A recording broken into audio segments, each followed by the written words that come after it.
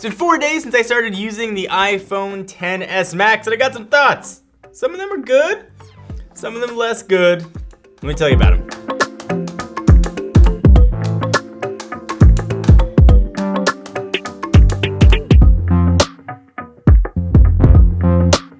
Before we get started, I want to thank Audible. To get your free 30-day trial, go to audible.com/technobuffalo or just text technobuffalo to 500-500. If you guys saw our retro unboxing, you saw that I got the gold version of the phone. I'm surprised at how pink the back looks. It's not as true gold you'd expect. True gold is definitely on the sides, and I love the way the sides of the phone look, but the back, a little bit of a different color. So bear that in mind if gold is your jam. So a few things are different with the phone. First, the size. I loved the size of the iPhone X and the XS. So this still feels like a big phone, which is okay if you get big phone advantages. Things that you would think would be here aren't here, or at least aren't here yet. Side-by-side multitasking, for example, things just look big and blown up. The Apple boot logo looks huge. Apps, you just see gianter things. I would have liked to have had more features that played into the larger screen size. At least as of yet, they are not here. And it makes what was a really nice to use one-handed phone kind of a nice to use two-handed phone, so just bear that in mind. You gotta kind of hold it with one hand to swipe down. Now there are features like reachability and things here, but I don't really use them too much.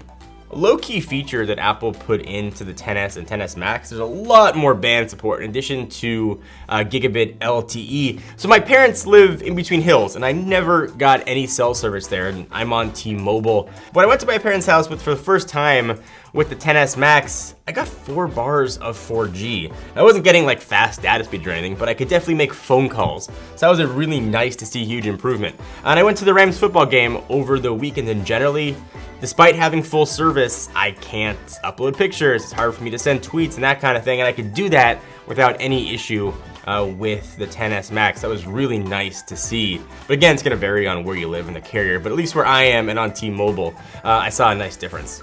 I had a weird Wi-Fi issue with my phone too, and it might be just my phone. Let me know in the comments if you had the same issue. It was forgetting Wi-Fi networks, so I connected to my home network. I would leave and come back, and it wouldn't reconnect itself again. That was kind of strange. The speakers here are also way louder than last gen. That was kind of nice to see.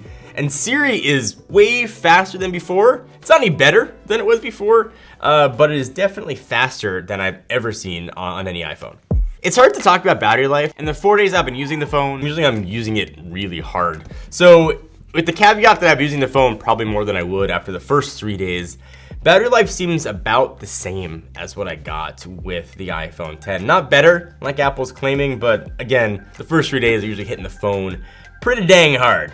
The cameras though is where you see a giant difference. And I still maintain if you have an iPhone X, you could probably skip this generation, but if you're coming from anything older, you will really notice difference, especially when it comes to the cameras. The picture quality is absolutely awesome. The front-facing camera, really big improvements here. It does seem to do some weird facial smoothing. Not to the same extent like Samsung does with beauty mode, where it looks like you just airbrush yourself, but there's definitely a little bit going on there. I love the dynamic range of the camera. Just the pictures always look good. The videos have looked absolutely incredible. I love the camera on the iPhone XS Max, and that might be a reason you might consider upgrading if you have an iPhone X. I'd still skip it, but the camera is a big change here from what was already a really solid camera setup. I haven't noticed too much difference in the performance with the A12 Bionic and the additional RAM. A fast phone still seems like a fast phone, and Apple kind of being vertically integrated, most of their phones are generally pretty quick. iOS 12, I used it sort of throughout all of its betas. Nothing here is giantly new. I do really like the Shortcuts app. I've used that quite a bit. I love the fact that you can use third-party password apps to fill passwords. That is an under-the-radar feature that is absolutely awesome to have. iOS 12 seems like the phone itself. It's a nice evolution. It makes a good OS kind of even better. All right, so speaking of iOS 12, my home screen, I try to keep a little bit minimal and keep the apps right there that I use all the time. And one app that's been there for the better part of 2 years is Audible. I use it all the time. I've been on a John Grisham kick recently. I'm about a quarter of the way through The Confession. You can see all the books that I've listened to over the years. I went on a historical fiction kick for a while there. I love Audible. It's a great way to pass the time in a commute when I take walks at the office, when I try to work out. Everybody's got a commute. You can learn something new. You could listen to a book you've been wanting to check out for a while.